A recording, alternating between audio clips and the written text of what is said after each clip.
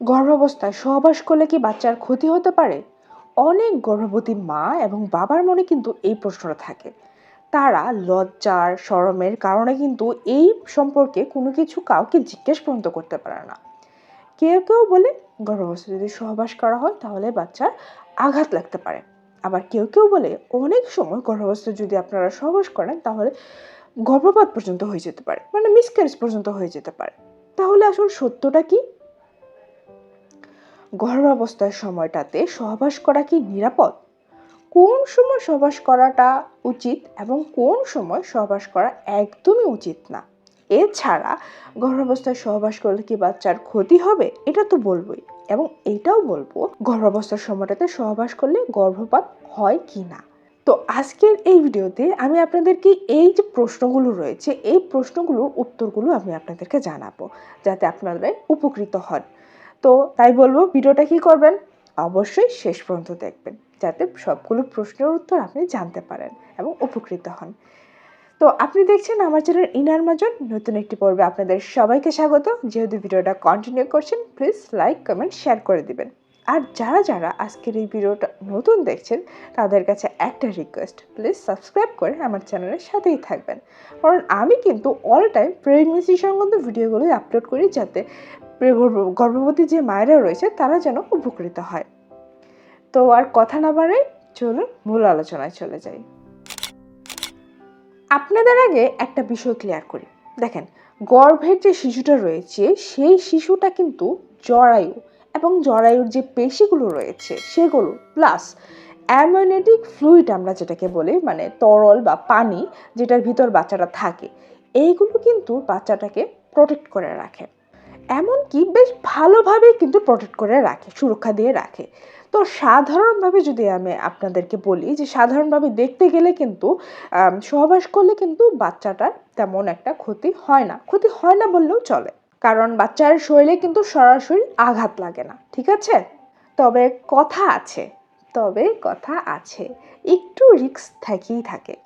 তো এই সম্পর্কে আপনাদেরকে তো বলবোই, চলুন একে একে বলি, তাই না? প্রথমে বলি যে তাহলে মানুষ ভয়টা কেন পায়, তাই না?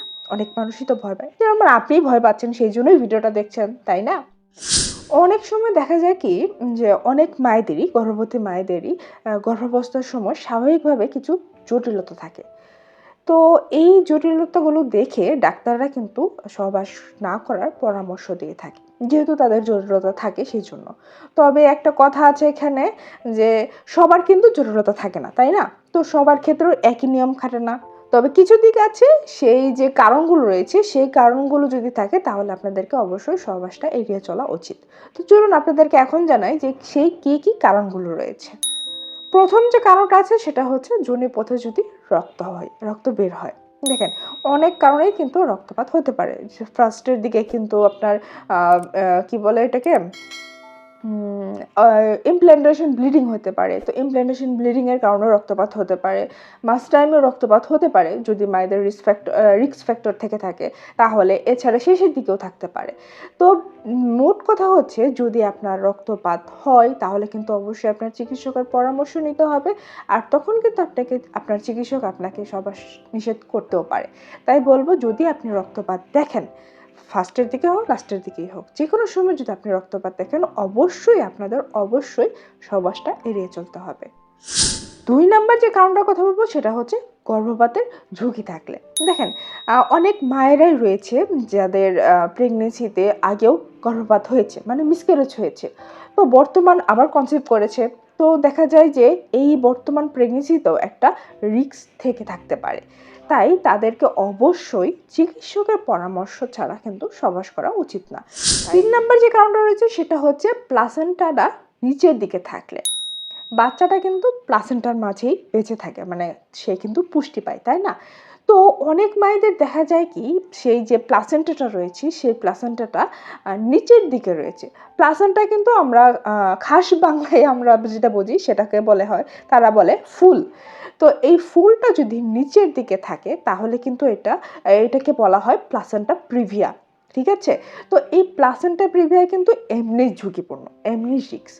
আর এখানে যদি আপনারা আরও সহবাস করতে যান তখন কিন্তু সেটা আরও বেশি ঝুঁকিপূর্ণ হয়ে যেতে পারে।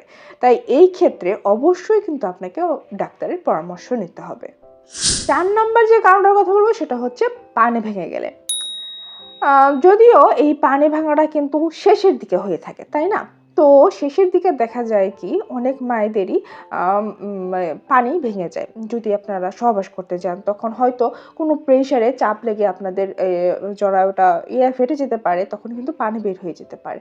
এটা কিন্তু বেশ ঝুঁকিপূর্ণ, কারণ পানি যদি একবার ভেঙে যায় আর সেখানে আপনারা সহবাস করেন তখন কিন্তু আপনাদের সংক্রমণ হতে পারে, বুঝছেন? তো যদি আপনাদের সংক্রমণ হয় তখন কিন্তু আপনাদের বিভিন্ন বিপদ আপদের মাঝে আপনারা পড়তে পারেন। তাই অবশ্যই যদি দেখেন আপনার পানি ভেঙে গেছে তখন কিন্তু ডাক্তারের সাথে যোগাযোগ করবেন। আর এই অবস্থাটাতে অবশ্যই আপনারা সহবাসটা এড়িয়ে চলবেন। 5 নাম্বার যে কারণটার কথা বলবো সেটা হচ্ছে সময়ের আগে প্রসবের ঝুঁকি থাকলে। যাদের আগে প্রিটার্ম ডেলিভারি হয়েছে, মানে সময়ের আগে যাদের আগে ডেলিভারি হয়ে গিয়েছে এবং বর্তমান যে ডেলিভারিটা রয়েছে মানে প্রেগনেন্সিটা রয়েছে, সেই ক্ষেত্রেও এই ঝুঁকিটা আছে, তখন কিন্তু তাদেরকে ডাক্তারের কিন্তু বিশেষ পরামর্শ নিতে হবে। কারণ এই সময় কিন্তু একটু রিস্ক থাকে, কারণ যে কোনো সময় যে কোনো কিছু হয়ে যেতে পারে। সেই জন্য কিন্তু অবশ্যই ডাক্তারের পরামর্শ নিয়েই আপনাদের সহবাসটা করা উচিত। চলুন এখন আপনাদেরকে বলি যে গর্ভাবস্থার সময় সহবাস করলে কি বাচ্চার ক্ষতি হবে কি না। আপনাদের মোস্ট ডিমান্ডিং একটা প্রশ্ন, তাই না? অনেক দম্পতি ভাবেন গর্ভাবস্থার সময়টাতে যদি সহবাস করি তাহলে হয়তোবা বাচ্চার ক্ষতি হতে পারে। তবে আপনাদের এখানে একটা কথা বলে রাখি যে গর্ভাবস্থাটা যদি সুস্থ থাকে এবং স্বাভাবিক থাকে তাহলে বাচ্চার তেমন কোনো ক্ষতি হয় না। বাচ্চার যে শারীরিক গঠন হয় সেখানেও কোনো ক্ষতি হয় না। বাচ্চার মস্তিষ্কর বিকাশে শারীরিক গঠনেও কোনো প্রকার ক্ষতি হয় না। এখন আরেকটা প্রশ্ন আছে যে গর্ভাবস্থায় সহবাস করলে কি গর্ভপাত হয়? দেখেন, এটা কিন্তু একটা প্রচলিত ভুল ধারণা। স্বাভাবিক গর্ভাবস্থা এবং একটা সুস্থ গর্ভাবস্থা যদি থেকে থাকে তাহলে স্বাভাবিক দিক থেকে দেখতে গেলে কিন্তু বাচ্চার তেমন কোনো ক্ষতি হয় না এবং আপনার গর্ভপাতেরও ঝুঁকি থাকে না। স্বাভাবিক গর্ভাবস্থা এবং সুস্থ প্রেগনেন্সি, ঠিক আছে? এই যে গর্ভপাতগুলো হয় এর বেশিরভাগই কারণ থাকে কিন্তু শিশুর ক্রোমোজোমগত যে কারণ রয়েছে সেই কারণে এবং শারীরিক কোনো সমস্যার কারণে, প্লাস মায়েদের যদি কোনো অ্যাক্সিডেন্টলি কোনো সমস্যা হয়ে থাকে সেই সব কারণে।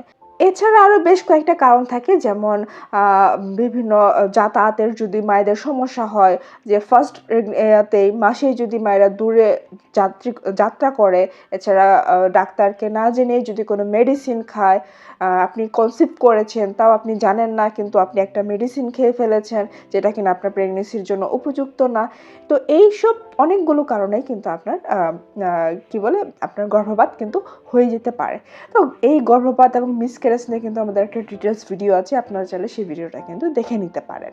প্রিয় আপু এবং ভাইয়া, আপনাদের জন্য কিছু গুরুত্ব পরামর্শ আমি আপনাদেরকে শেয়ার করছি, এইগুলো মনে রাখবেন। সব সময় আপনারা একে অপরের আরাম এবং স্বস্তিটাকে গুরুত্ব দিন। কোনো রকম অস্বস্তি যদি আপনি দেখেন তাহলে আপনারা নিজে থেকে দূরে থাকুন। এছাড়া অস্বস্তি হলে কোনো প্রকার জোর করবেন না। আর গর্ভাবস্থার অগ্রগতির সাথে সাথে গর্ভাবস্থা যত আগাবে তার সাথে সাথে আপনাদের অবস্থানটাও পরিবর্তন করুন। আর মোস্ট ইম্পর্টেন্টলি হচ্ছে যদি কোনো জটিলতা দেখেন তাহলে অবশ্যই আপনার ডাক্তারের সাথে যোগাযোগ করবেন।